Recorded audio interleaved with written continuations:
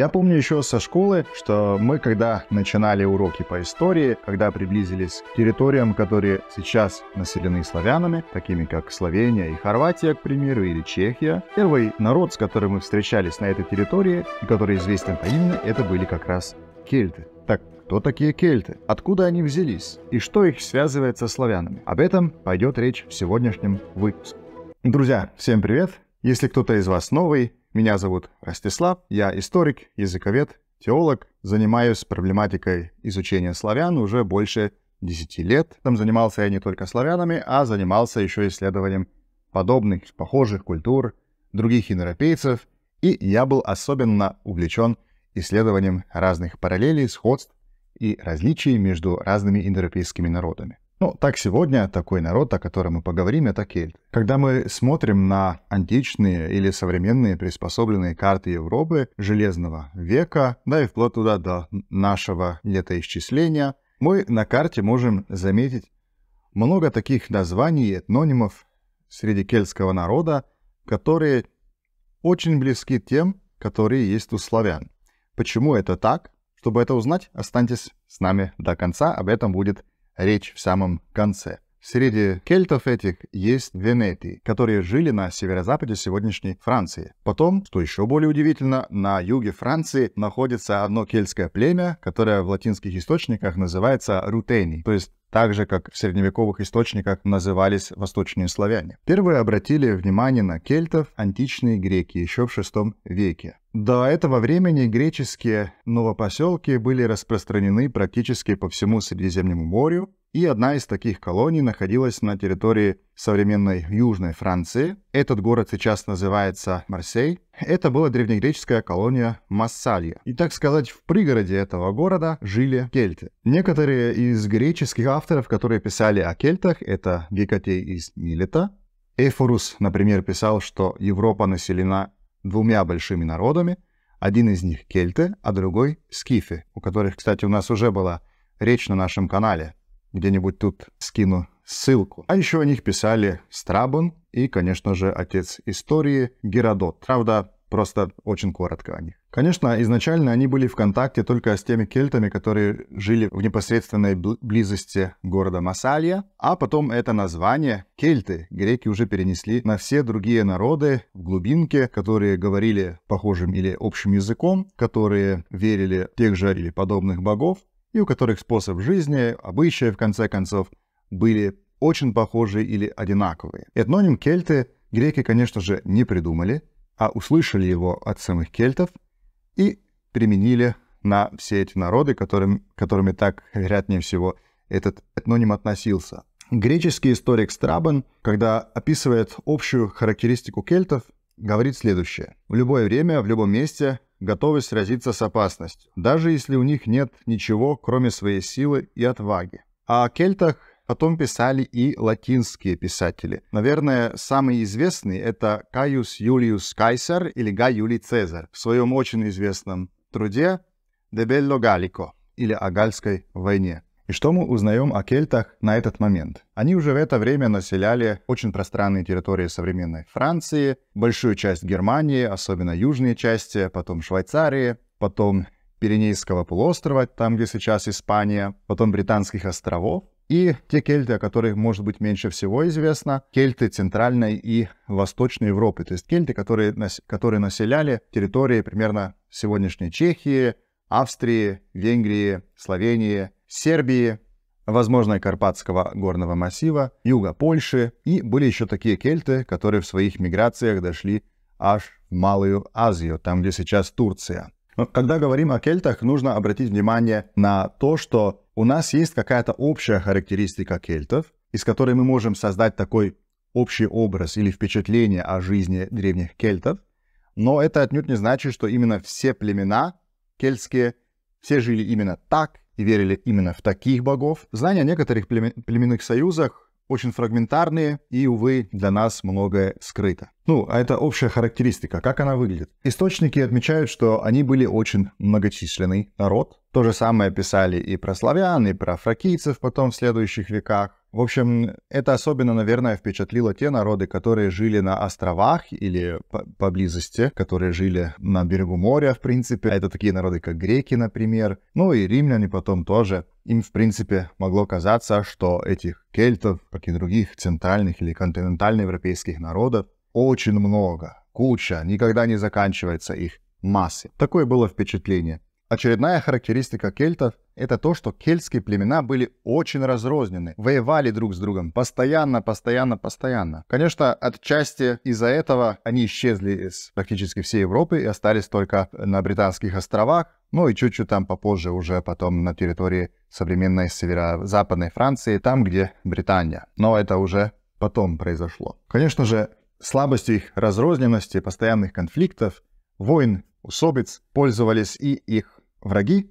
И тут мы можем увидеть такой урок и для нас, славян. Вот мы постоянно уже сколько веков тоже воюем друг с другом постоянно издеваемся друг над другом, посмеиваемся друг над другом, отрицаем кому-то, что они славяне, или наоборот, себя выделяем из славян. В любом случае хотим показать себя лучше и больше и выше, чем другие наши братья-славяне. Ну, мы видим, к чему это привело кельтов. Приведет ли это к этому и славян?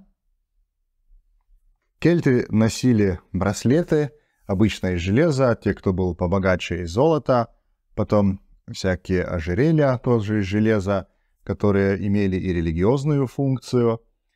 Кельты верили, что они отгоняют злых духов от них. А вот кольца они носили редко или никогда. По крайней мере, то, что нам об этом говорят археологические находки. Образом жизни, в принципе, очень мало отличались от всех других народов того времени, в том числе и славян, предков славян. Так что они сажали, например, рожь, бобовые, пшеницу, проса, пшено, ячмень и другое. Занимались охотой и рыболовлей. Поля уже пахали железным плугом, что, конечно, повлияло и на то, что урожая было больше, и что в конечном итоге демография кельтов улучшилась. Поля у них были прямоугольные и принадлежали не индивидам, а клану. Их населенные пункты обычно были построены на каких-то возвышенностях, конечно, по причинам безопасности, и существовали даже такие достаточно большие кельтские поселки, где могло жить до 3000 людей. То есть достаточно большие на те времена поселки. И что интересно, вот из их стиля, по крайней мере, из части этих кельтов, мы знаем, что мужчины брили бороды, а усы вот оставляли. Правда, они были не такие, как у меня, а висели вот вниз. Так они были изображены и в античном искусстве, римском, греческом и так далее. Как воины, они были достаточно успешные, и неудивительно, если вспомнить, что они постоянно воевали друг с другом. У них были и шлемы уже, и щиты большие, и мечи, и копья, и рогатки. Это все было оружие, с которым они воевали. Чем они в военном деле отличались от большинства других индоевропейцев Европы того времени, это тем, что у них очень долго сохранился обычай воевать с помощью военных колесниц. А еще был такой обычай воевать совсем без любой защиты, практически голыми. Это было отмечено у кельтов, это было отмечено и у славян, а это было отмечено и у германцев. Так что некоторые познаватели, индоевропеисты, историки, языковеды предполагают, что еще в древнем праиндоевропейском обществе существовал такой слой воина. Конечно, когда впервые с этим встречались, люди это оценили неправильно, потому что, как оказалось, вот там какие-то войны с мечами, самым лучшим снарядом, а с другой стороны у нас типа такая беднота без всего, только у них оружие, и они голые совсем. Но мы должны понимать, что не все так просто, как кажется. И то, что они воевали голыми, это отнюдь не значило, что они там какие-то бедные или что-то. Современные познаватели считают, что это имело религиозную функцию. То есть как сейчас это представляется, что они о себе думали, что мы настолько сильно верим в богов, что единственная наша защита — это они. И поэтому именно эти войны были очень жесткие и очень успешные, в конце концов, и вызывали страх у противника. Так что это не было такое, что «ой, они без оружия, они отсталые какие-то», да, как это могло толковаться в более поздние времена. Еще один известный слой кельтского населения были друиды. Друиды, в принципе, были специалистами на все. Они делились на несколько разных классов, то есть на друидов-пророков, на друидов-бардов. Это были такие песники-пророки, которые, в общем, они сочиняли песни о древних предках и пели историю своего племени. В принципе, это были такие уроки истории для простого народа. Также занимались приношением жертв. В принципе, отвечали за всю религиозную часть жизни древних кельтов. И тут интересно, вот может быть кто-то узнает это в их названии — друид. Этот корень связан с славянским корнем, который обозначает дерево или древесину. То есть друиды — это такие лесные мудрецы, так сказать. А во что кельты верили? Ну, они, как и все древние индоевропейцы, верили в множество богов. У нас сохранилось очень много имен богов, кумиров древних кельтов и других духов, существ, которые верили. И тут можете на экране посмотреть на некоторые из этих богов. А откуда кельты вообще взялись? Какие археологические культуры археологи обычно связывают с ними? Где можем искать самые ранние следы кельтов или пракельтов? Тут, конечно, в связи с терминологией такая же проблема, как и у славян. Ну, как называть тех людей, о которых мы не знаем, на самом деле, называли ли они себя кельтами или нет, поскольку в источниках под этим именем они появляются лишь с VI века до Рождества Христова, а потом еще называются и галами. Одна вещь ясная. Назывались они кельтами или нет, язык у них был тот, который и есть кельтский, который имеет все эти элементы. Итак, самая ранняя такая культура, которая существовала на большинстве центральной и даже частей Западной Европы, это так называемая урнопольская культура или культура полей погребальных урн, которая существовала с примерно XIV века до Рождества Христова по VIII век до Рождества Христова. В это же время в Восточной Европе, там, где позже появились славяне, существовала комаровская культура, точнее, Комаровско-Тшинецкий культурный археологический комплекс. И для этой урнопольской культуры характерно именно то, что у них могильники были без насыпей, в отличие от древних индоевропейских могильников. А носителями этой археологической культуры точно были не только предки кельтов, а еще и предки италиков, то есть позднейших римлян, сабинян и других итальских народов, и потом еще и правенеты, но это не те венеды, которые обычно связываются со славянами, а те, которые дали название, например, городу Венеция и вообще этому региону на северо-востоке современной Италии. Все эти народы были очень похожи. И в истории, например, сравнительного индоевропейского языкознания очень долго бытовала теория о итало-кельтской связи. То есть, что был такой праиндоевропейский язык, и был такой итало-кельтский язык, и потом он распался на пракельтский и праитальский язык. Тут опять видим очень подобную схему, как у славян. То есть тоже были праиндоевропейцы и праиндоевропейский язык, потом балтославянский, и потом праславянский и прабалтский или прабалтийский язык. Но теория о связях кельтских и итальских языков была опровержена. Чтобы подытожить, урнопольская культура — это была культура предшественница кельтов. Из части людей этой культуры образовалась позже кельтская народность и кельтская идентичность. Совсем возможно, что уже в эти времена существовала какая-то очень ранняя форма пракельтского языка.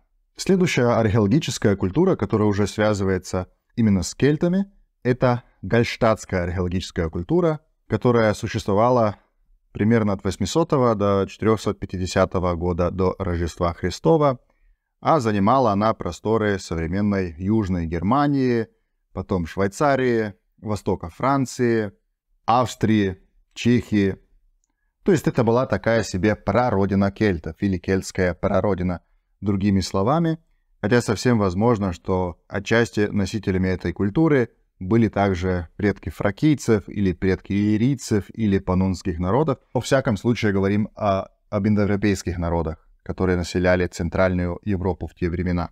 Эта культура развилась на основе культуры полей погребальных урн или урнфельдской культуры. И как раз в конце этого гальштатского периода кельты были впервые зафиксированы, но они уже не занимали те территории, которые занимали изначально в Центральной Европе. Они уже распространились.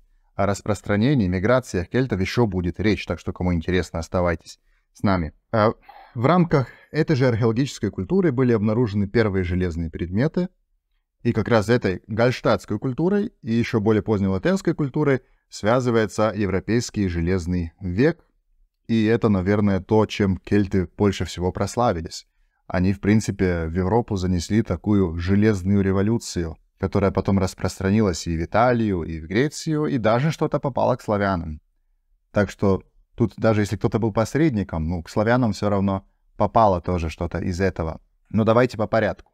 Наверное, уже во времена существования гальштатской археологической культуры существует несколько кельтских языков или несколько диалектов пракельтского языка, которые потом каждый развились в свою сторону. VI и V век до Рождества Христова — это такое переходное время, когда гальштатская культура, точнее ее западные части, трансформируются в новую культуру, так называемую латинскую культуру. Это уже культура чисто кельтская, можно так сказать, и для этой культуры характерно очень частое использование железа. Практически все оружие уже железное. И когда говорим о возможных кельтско-славянских связях, именно эта археологическая культура описывается или понимается как источник каких-то влияний, которые тоже перенеслись потом в Восточную Европу и в славянскую прародину, что заметно потом и в зарубинецкой археологической культуре, на территории которой позже развилась, например, киевская археологическая культура и в конечном итоге пражская, пенковская и корчашская, то есть уже археологическими культурами исторически известных славян. Наверное, некоторым из вас захочется узнать, какая же генетическая картина кельтов. Но тут есть несколько моментов, о которых, как мне кажется, очень часто забывают люди, которые пишут что-то о генетике, которые не являются профессионалами. А это то, что тестировано крайне мало останков, и исходя из этих останков не можем делать никакие абсолютные или конечные выводы. Но то, что у нас есть, показывает, что носители этих культур, гальштатской и латинской, то это был, по крайней мере, по мужским гаплогруппам очень разнообразный народ. Чего только там нет. Есть и R1b, есть и другие группы. Так что тут она нам вряд ли говорит что-то именно о народности. Итак, на момент исторического упоминания кельтов они уже занимают очень большие части Европы. Как это случилось? Где-то на переходе с 8 в 7 век в Европе происходили большие климатические перемены, которые почувствовали как кельты в Западной и Центральной Европе, так и предки славян в Восточной Европе, и скифы, и другие народы, которые населяли большие пространства Восточной Европы. Это была одна из причин расселения пракельтского народа, так сказать, и он разошелся практически по всей Европе. Одна волна направилась в направлении Атлантического океана, в Испанию. Эти кельты потом в исторических источниках, а так принято называть их и сейчас в современной историографии, получили название иберокельты. Их язык отделился очень давно, поэтому и отличий от других кельтских языков больше. Потом следующая волна кельтов переселилась на Британские острова. Это предки современных жителей острова Ман, шотландцев, ирландцев. А то тут не знаю, как по-русски называется. Уэльс, Тюмрейк. По-словенски это валижанцы, так что помогите мне. Вышло из головы просто, как их называют. И также британцы, которые населяют северо-западную Францию. Их около 2 миллионов. Эти кельты получили название островные кельты. Континентальные кельты, они были самые многочисленные, и большинство из них населяло территории Франции. И можно так как раз сказать, это одна часть — это те, которые населяли современную Францию, там Швейцарию, Южную Германию, а другая часть потом та восточная, которая населяла территории современной Чехии, Австрии, Венгрии, Словении, Сербии даже и Малой Азии. Благодаря гальским войнам Гая Юлия Цезаря о гальских кельтах имеем больше всего сведений, а также об островных кельтах, в то время как о иберокельтах этой информации гораздо меньше. Но то, что мы знаем, что некоторые из народов, которые жили там до кельтов приняли наравне, как своих, а другие с ними враждовали, и их история в конечном итоге была такая, что когда Рим завоевывал эти территории, тоже некоторые кельты имели с Римом дружественные отношения, а некоторые враждовали с Римом, и это тоже, конечно, влияло на их демографию. И в конечном итоге эти кельты перешли на латынь и стали носителями другого языка. и вписались так в часть предков современных испанцев и португальцев отчасти. Кельты или галлы, которые населяли территорию современной Франции, их самый большой разгром случился в 1 веке до Рождества Христова, когда их разгромил как раз Гай Юлий Цезарь и практически уничтожил их демографический потенциал, хотя не совсем они исчезли тогда. И кельтский язык продержался еще до 5 века после Рождества Христова, то есть уже практически до времени, когда в исторических источниках зафиксированы славяне. В IV и III веке до Рождества Христова часть кельтов двинулась на юго-восток, в направлении Балкан, Греции, в направлении Малой Азии.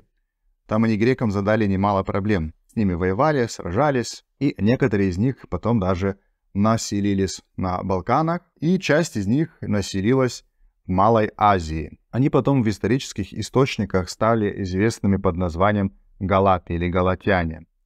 Те из вас, кто христиане или кто знаком с Священным Писанием, знает, что существует такое послание апостола Павла галатянам. Вот как раз эти галатяне — это потомки этих кельтов.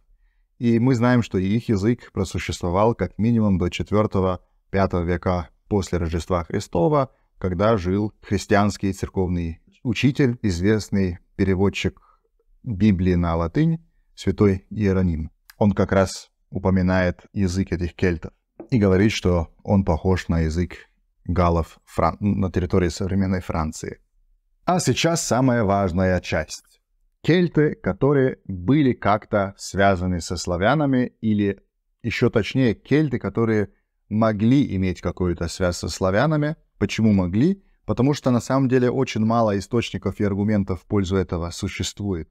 Прежде чем продолжим, если вам нравятся такие выпуски, вы можете поддержать нас финансово на Boosty или на Patreon, ссылки найдете в описании. Нам будет очень приятно и, конечно, даст нам крылья для того, чтобы мы получше и почаще выпускали наши зрила, наши выпуски. Одно из восточно-кельтских племен, которое населяло территорию Южной Германии, территорию Чехии, это были бои. От них как раз произошло и название Бойхаймия, то есть на прагерманском языке «земля боев». Бойхаймия, потом из этого Боемия или Богемия, название в латинских источниках, которое еще исторически очень долго использовалось для Чехии, то есть Чехия, Богемия. Но это была просто такая книжная традиция, это не говорит в пользу того, что в Чехии есть те же самые кельты или богемы. В общем, эти бои, тоже как и все другие кельты, там в 3-4 веках до Рождества Христова, стали мигрировать. Мигрировали не все, а часть из них переселилась на территорию современной Западной Венгрии и жили на этих землях в Паннонии практически до времен, когда завоевали их римляне, и когда они все приняли римскую культуру и стали практически уже частью этого римского мира. Неизвестно точно, что значит их народное название или их название племени. Согласно одной версии, бои — это значит пастухи, согласно другой — это воины. Поэтому надо очень осторожно это трактовать. Часть из этих кельтов боев также мигрировала и вошла в Италию, где они воевали с римлянами, и они были там полностью разгромлены и исчезли потом из исторических источников. А часть из паннонских кельтов, в те времена, когда Рим завоевывал все больше и больше территорий, тут, где сейчас находится Хорватия и Венгрия, они перешли Карпаты и в союзе с дакийским владыкой Буребистой продолжали войну против Рима. Об их языке практически ничего не осталось, мы не знаем, как он звучал. Есть только некоторые топонимы, которые существуют, и топонимы, которые римляне на самом деле использовали. Например, в Паннонии одна местность называлась Deserta Boiorum, то есть бойская пустыня. Дальше римские источники упоминают города боев и азалийцев. Civitas или Civitas Boiorum et Azaliorum. Бои населяли территорию Южной Германии, то есть Бойоварии, Баварии и Бойохаймии, Богемии, еще до 3-4 веков до Рождества Христова, когда переселение новых народов совсем уничтожили их идентичность. Это были уже передвижения германских народов, таких как маркоманов, вандалов и других. Они в конце концов впитали и в свое народное тело, и их идентичность навсегда исчезла, как с территории Чехии и Баварии, так и с территории Панонии, Дакии и так далее. Были ли какие-то кельты-бои, которые перешли Карпаты и поселились среди праславян? Такие теории существуют, но, как по мне, они основаны на очень плохих аргументах. Во-первых, у нас источников нет практически никаких, да? То не практически, а нет письменных источников. То, что мы имеем, это то, что в находках зарубинецкой археологической культуры видим какие-то там определенные влияния со стороны латинской культуры. Как эти влияния там оказались, это, конечно, большой вопрос, на который, возможно, мы никогда не найдем ответ, но пока вот столько. Давайте перейдем уже к следующему такому племени, кельтскому. Оно называлось тауриски. Они были южными соседями боев, населяли они территорию современной Австрии и часть территории современной Словении. Это как раз те кельты, о которых у нас в Словении, по крайней мере, начинается рассказ об истории разных народов на наших землях. Среди кельтов тауриски это были такие горные люди. Они населяли Альпы в основном, но там и жили. Они что-то оставили на территории Словении, да, в виде названий кельтских, но которые уже славяне переняли, как кажется, не прямо от этих кельтов, а уже через римлян. То есть сначала жили там эти тауриски себе, там у них было государство даже. Государство, которое называлось Норикум или Норик. Точно уверен, что среди вас есть те, кто читал «Повесть временных лет». Там говорится о том, что славяне изначально произошли из такой страны, которая называется Нарцик, что обычно на современный язык переводится как норики, и связывается это с альпийскими нориками как раз. Конечно, исторически тут ничего такого не было, есть просто сходство в названии, то сходство условное, а все остальное, там, от археологической культуры и так далее, это, конечно, кардинально отличается от того, что потом мы знаем уже, что было у исторических славян. Значит, эти тауриски, они населяли территорию Словении, и эту территорию там, с 1 века до Рождества Христова и там, дальше потом уже в нашем летоисчислении завоевывали римляне. Некоторые тауриски были агрессивно настроены по отношению к римлянам, а конкретно норики были в дружественных отношениях, и они просто на этой основе присоединились к Риму. И поэтому у них осталось больше привилегий, и можем думать, что демографически поэтому они дольше задержались. Их идентичность дольше просуществовала, чем идентичность других. И, наверное, как раз с этими кельтами связано название таких гор, такого горного массива в Словении, как Караванке. Караванке от корня карава, вы в этом не просто так слышите корову. Это старый индоевропейский корень кер, обозначающий рога. В кельтском случае это относится к оленям. То есть Караванки — это гора оленей. Это, конечно, не единственный топоним, не единственное название места в Словении, которое еще из кельтских времен. Одно из таких названий — это город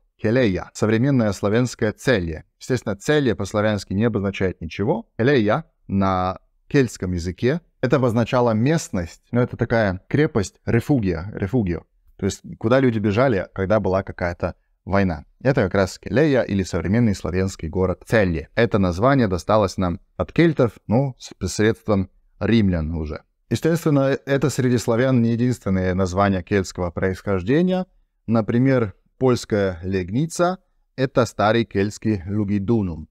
Вообще часто увидите, что в названиях кельтских городов находится эта частица «дунум». Это обозначает крепость. Лугдунум, да? Или очень известный город Лондинум, то есть Лондон. Или Сингидунум. Это был кельтский поселок на территории современной Сербии. И, как видим, славяне там не приняли это название у кельтов или даже у римлян, то есть Белград ничем не похож на название Сингидунум. И еще очень часто у кельтских местоназваний видим такие части, как Брига, это славянский берег в значении возвышенность, Бригант, что-то высокое, возвышенное, потом Брива, мост, Дунун или Дунум, крепость, Дуро, маленькая крепость, Куенно, голова, и Магос, поле. И еще название Виндо, которое обозначает белое что-то. Таким образом, у нас есть город Виндобона, современная Виена. То есть Виндобона, да, белый фундамент. На территории, которую позже населили славяне, жили еще некоторые кельтские племена. О большинстве из них мы знаем только о существовании их имен и примерно территорию, которую они населяли.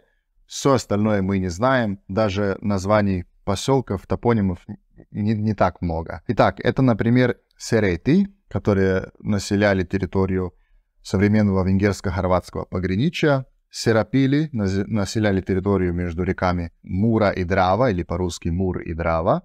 На территории Западной Венгрии жили эрависки. На территории Сербии, Северной Сербии, Войводины, жили скурдиски. Это был такой смешанный кельтско-иллирийский военно-племенный союз, который изначально тоже переселялся на Балканы, но после того, как претерпели поражение от стороны греков, они вернулись обратно на север, но потом не пошли до конца, а задержались именно на территории современной Северной Сербии, и как раз Сингидунум — это их старый город. Еще один очень интересный военно-племенный союз был союз Волкай. Один такой союз существовал еще в Галлии, на юге современной Франции, недалеко от города Массалия, Волкай, и там у них, соседи так условно были народ, который назывался Рутени. Об этих мы знаем мало, точнее, не то, что знаем мало, они к славянам или к славянской истории не имеют особо никакого отношения, но с славянами как-то связаны, скоро увидим как, Волкай, которые населяли территории Восточной Чехии или Моравии, которые были восточными соседями боев и которые населяли, в принципе, всю эту территорию возле Карпат как раз. Почему они интересны? Вот часть из них переселилась в Малую Азию, то есть галатяне, о которых мы говорили, вот это как раз им близкий народ. Эти тоже со славянами особо не связаны, но те, которые жили на Карпатах, да, причем не прямо, как бы казалось, может быть, кому-то. У нас, славян современных, есть такое слово, которое происходит от их народного названия. А это слово «влах» у южных славян, «волох» у восточных славян и «вох» у западных славян, или поляков конкретно в этом случае, да? То есть влахи, валаси, валахи и так далее. Но оно обозначает уже совсем не кельтский народ, а это очень интересная история о том, как этноним может путешествовать от одного исконного изначального народа к другому народу. Третий народ может это принять, применить это на совсем другие народы. И вот сейчас объясню, как это было. Волкай — это было одно из достаточно значимых кельтских племен. И прагерманский язык как раз это название пришло как название, которое обозначало каких-то иностранцев, не германцев, чужих. Это имя там звучало как Валхаз. Валхаз, да, Валхаз. Этим именем изначально как раз обозначали негерманское население. И славяне это слово у прагерманцев заимствовали. Они обозначали им уже совершенно другую группу людей, которая тоже для славян являлась не славянской, а иностранной. Это относилось к римлянам как раз. Римляне это были валахи. В современной Румынии есть регион Валахия. Территория такая существовала, Валахия, и исторически, которая была побольше той, которая сейчас. Валахия — это как раз тоже к этому корню идет. И тоже, что касается топонимов, в Словении города, которые были на момент переселения славян более-менее римскими, как-то отражают это в своем названии, это как раз Валх, Влах и так далее. И поэтому, например, есть в Словении город Лашко, раньше Влашко было. То есть Влажский город. Старое название для Италии в славянском языке — это Лашко, Лашка земля. Потом поляки до сих пор называют Италию как Вохи. У других славян, южных, у балканских славян, у хорватов, сербов, болгар, македонцев, влахи относилось к всему старому населению, которое тут было с римских времен, которое обычно занималось тем, что они были пастухи, у них были овцы, козы и так далее. И их на самом деле задержалось на Балканах удивительно много. Несмотря на то, что там славяне кардинально изменили демографию, все равно остались влахи. Много влахов еще говорило на своем романском языке. В хорватской и сербской истории, и истории вообще южных славян всех, влахи сыграли немаленькую роль. И до 16-17 веков многие из них уже перешли на славянский язык. И потом, в зависимости от того, были ли они православными или католиками, слились либо с сербским народным телом, либо с хорватским народным телом. То есть либо с хорватами, либо с сербами. Хотя очень часто именно в именах, какой вид имен или в фамилиях как раз сохранилась эта память о том, что они не славяне, но они говорят на славянском языке. Они, как правило, антропологически тоже отличались от славян. очень многие были более похожи на медитеранский тип. Такой немножко потемнее, ну, как греки современные, например, или итальянцы в среднем, да. И это, конечно, сохранилось. Но они к кельтам никакого отношения не имеют, кроме как то, что славяне приняли от прагерманцев вот это название «валхас», которыми обозначали иностранцев, и таким образом обозначили и римлян. А других иностранцев, конечно, называли немцами, чудами и так далее, и так далее. А из других более маленьких или незначительных кельтских племен, которые населяли, например, территорию современной Словакии, это были котини или готини. Тоже имя их похоже на готское, но оно с ними не связано. Это просто созвучие. Да, иногда и такое бывает, хотя людям это не верится, да. Мне вот это всегда интересно, когда человек еще не прошел там исторические источники или у него нет исторического образования какого-то, ему кажется, что он один раз источник прочитал, источник говорит правду и всю правду и только правду. Не знаю, если кто-то сказал, что венеды — это славяне, тогда венеды всех времен, на все времена, везде по всему миру — это славяне. Это не так. Я могу рассказать из своей жизни пример. Вот у меня есть брат, на той же улице, как живет мой брат, живет и другой человек, у которого точно та же фамилия, точно то же имя, у них дата рождения одинаковая. Мы часто получали почту не ту. Но вот видите, вот, имя, фамилия, значит, совпадает все, что только может совпадать. Тем не менее, это двое разных людей. Но так часто бывает и с историями народов. Могут быть названия похожие, одинаковые, но могут не иметь никакой связи. Потому что развивались они по-другому, и даже корень этих названий может быть другой, и просто случайно на поверхности казаться таким же.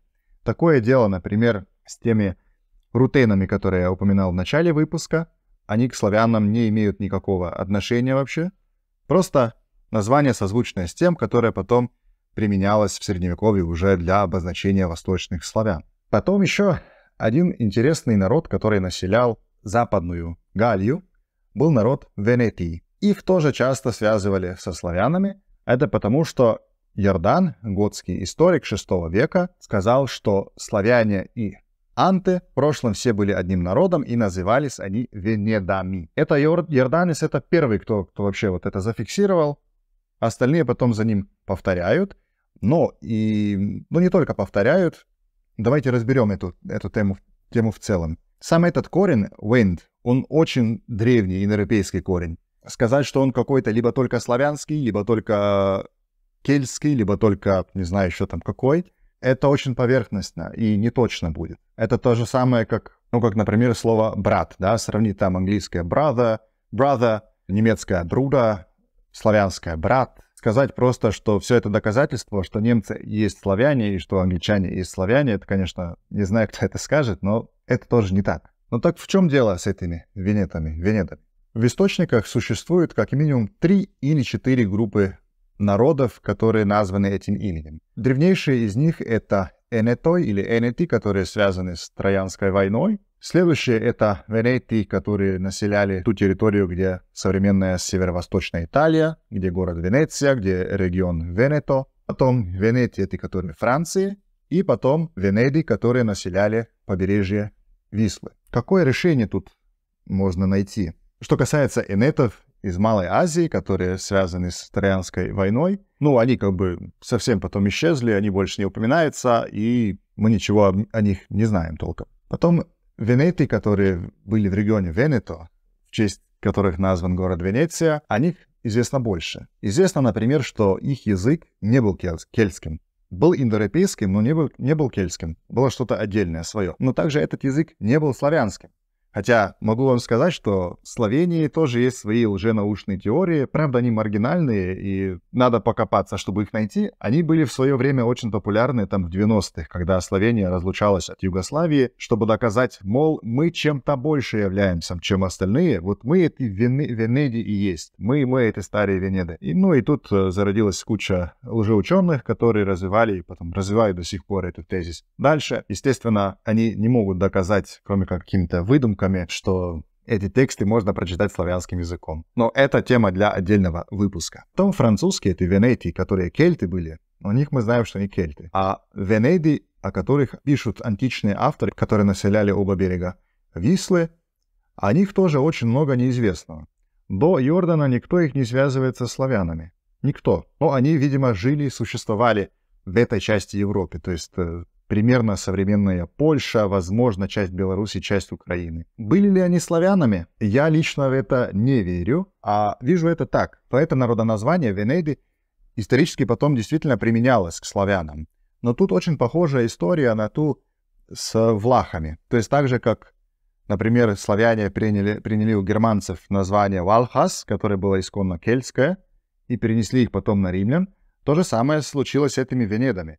Да, западные соседи германцев, прагерманцев, были венеды, которые не являлись славянами. После того, как славяне стали новыми восточными соседями германцев, это имя перенеслось на славян. И поэтому как раз эти названия в финском языке тоже Венея или Венедия по отношению к России, да, или, например, лужицких сербов называют вендами немцы. Потом у нас южных славян, словенцев часто называли вендами, особенно прекмурцев, это самый восток Словении, и это как раз использовалось для чего? Это угорские или венгерские власти использовали для того, чтобы доказать, что эти венды, то есть прекмурцы, они не славяне, и поэтому они не должны быть включены в Югославию. А эти венды, они потомки старых этих венедов и еще этих вандалов, и они испокон веков жили с венграми, и они должны быть в этой стране. Естественно, это у них не получилось доказать, поэтому Прекмурье славянское, Югославия освободила Прекмурье. И то же самое, такая же попытка была на юге Австрии, там, где тоже славяне жили. Это так называемая виндишарская теория. Тоже называли этих словенцев виндиши. И тоже пытались доказать, что это виндиши. Это на самом деле германцы, которые говорят и на славянском языке, и на немецком языке. К большому сожалению, у них это очень хорошо получилось. Так что многие из этих людей потом действительно были совсем онемечены. И осталось, в принципе, осталось очень мало людей со славянской идентичностью на этом просторе. Вот так с этими кельтами.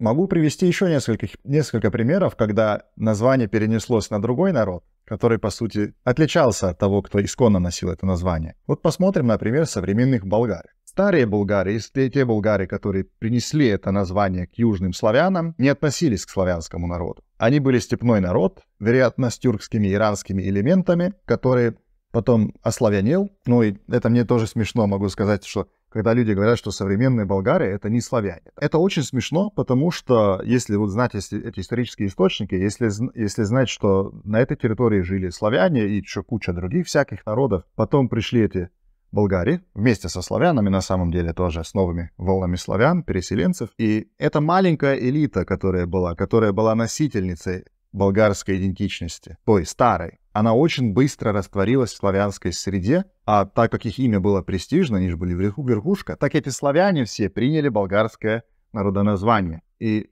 поэтому вот современные болгары, да, это славяне, однозначно. Язык у них славянский, естественно, есть некоторые моменты от других народов, но если задуматься, так это у всех современных славян. Все современные славяне — это не просто праславяне, а это славяне, которые в себя впитали и те народы, которые находились на территориях, которые славяне завоевывали. Так, например, среди хорватов, сербов, боснийцев, македонцев очень много этого влажского или ирийского слоя. У болгар и македонцев фракийского и других народов, которые населяли эти территории. У русского народа там на севере более и финно-угорских групп. Украина тоже части тюркских групп, да, Польша, Чехия, Словакия, разных германских групп и даже германизованных кельтских групп. То есть все это как-то смешалось, но преобладающая идентичность была и осталась славянской. То есть это если представить себе дерево, допустим, славянское дерево, в которое потом были привиты и части из других народов, но дерево-то все равно славянское. Ну ладно, это я уже так немножко сейчас по кругу кручусь. Но еще один пример такой, который можно привести, как название перешло на другой народ, это пруссы. Пруссы средневековые — это народ балтийский. Пруссы раннего нового времени — это уже немецкие колонисты, которые населили эти территории, и лишь маленькая часть — это потомки тех исконных пруссов. Хочу сказать, что то, что имена таким образом переносятся, это не что-то удивительное, исключительное, что происходило бы только со славянами. Это исторически происходит со многими народами.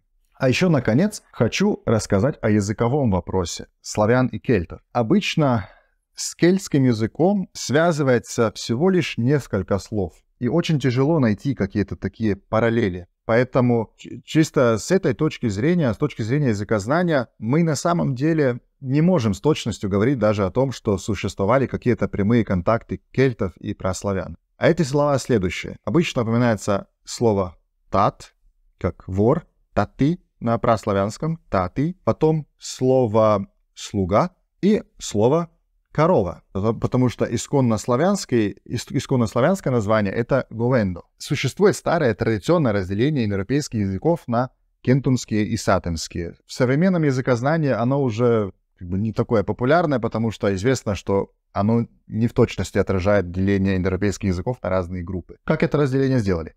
Есть цифра 100, которая в праиндоевропейском языке звучала как «тимтом». Там было такое «к» мягкое. Тимтом. В кентумских языках это «к» перешло, «ч» изначально перешло в «к», потом у сатемских языков перешло в «с». То есть, например, в латыни «тимтом» — это «кентум», а в языке авесте там будет «шатам». В славянских языках «суто» и «сто», конечно. Так что тут видим это разделение. Но также слово «корова» из старого «карва», оно бы на славянском языке должно было звучать как «сарва» или «сарова». Сейчас бы говорили, да, «сарова». Не «корова», а «сарова». Это как раз некоторым языковедам говорит о том, что в славянских языках есть определенный слой словечек, которые выглядят так, как будто им в праславянском не место, потому что по голосовым законам они отличаются совсем от того, что ожидаем в славянских языках. Вот, например, есть еще такое слово «гусь». «Гусь» — это кентумский рефлекс, то есть слово потомок «г» из праиндоевропейского «канс», и по всем законам внутри славянских языков это должно было звучать как «зусь» на русском, «зусь». На литовском это «жасес». Но почему-то у нас рефлекс другой, то есть «гусь», так звучит. Потом словечко «берег», которое тоже по славянским законам звучало бы по-русски как «берез». Но мы так не знаем, чтобы кто-то говорил «берез» и в других славянских языках. У нас брег, не брез, а брег. Некоторые языковеды считают, что это у славян из какого-то неизвестного кентумского языка, либо из германских языков, из прагерманского языка каким-то образом, либо из кельтских языков. Вернемся еще немножко к этой корове. То есть корова, она и в литовском языке такая же кентумская почему-то, то есть карви. Это из праиндоевропейского корня керхвех. И тут совсем понятное значение для тех, кто занимается индоевропеистикой. Корень керх значит рог. Из этого же корня в кельтских языках, потом в некоторых кельтских языках образовалось существительное, которое обозначает оленя, то есть рогатый. В принципе, слово корова значит то же самое, рогатая. Еще одно такое слово — это кров, как крыша. Это тоже, согласно некоторым познавателям, из кельтского языка, из словечка крово. Итоги. Что можем сказать о кельтах? Кельты были древним индоевропейским народом. Имели ли они с славянами связи или нет? Это крайне неизвестно, так как между ними очень большой временный промежуток. На тот момент, когда славяне расселились на запад и на юг, кельтов как народа на этих территориях уже давно не существовало. Кельтские словечко славяне могли принять и не прямо от кельтов, а через какие-то языки-посредники. И в целом тезис о том, что кельты как-то более тесно связаны со славянами, он основан на очень слабых аргументах. Спасибо всем, кто посмотрел этот выпуск до конца. Увидимся в следующий раз. Пока-пока.